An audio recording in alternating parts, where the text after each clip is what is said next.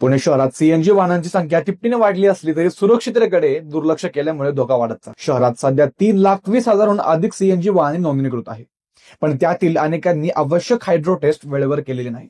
नमस्कार, तुम्ही ऐकतात न्यूज डॉट्स आणि आता आपण जाणून घेणार आहोत सीएनजी बद्दलची नवीन अपडेट. सीएनजी कार, रिक्षा आणि इतर वाहनांमधील सिलेंडरची दर 3 वर्षांनी हायड्रो टेस्ट करणे कायदेशीरदृष्ट्या बंधनकारक आहे. ही चाचणी सिलेंडरमधील गळती आणि दाब तपासण्यासाठी केली जाते, परंतु अनेक चालक या नियमाकडे दुर्लक्ष करतात. अनफिट सिलेंडरमध्ये गॅस भरल्यास स्फोट होऊन मोठी दुर्घटना होऊ शकते. प्रादेशिक परिवहन विभागाने अशा वाहनांवर कारवाई सुरू केली आहे.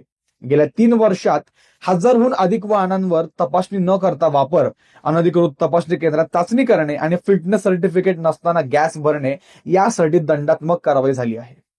हायड्रो टेस्ट म्हणजे सिलेंडरमध्ये पाणी भरून त्यावर नेहमीपेक्षा अधिक दाब टाकून गळती आणि क्रॅक तपासणे. ही प्रक्रिया पेसो मान्यता प्राप्त केंद्रात प्रशिक्षित तज्ञांद्वारे केली जाते. त्यात अल्ट्रासॉनिक दोष शोध, जाडी मोजणी आणि वजन तपासणी अशा चाचण्या केल्या जातात. सीएनजीचे दर पेट्रोल आणि डिझेलपेक्षा कमी असल्याने या वाहनांची संख्या वाढत चालली आहे. मात्र सुरक्षिततेकडे दुर्लक्ष केल्यास केवळ वाहनधारकच नव्हे तर प्रवाशांचाही जीव धोक्यात येऊ शकतो. अशाच विविध बातम्या ऐकण्यासाठी पाहत रहा न्यूज डॉट्स.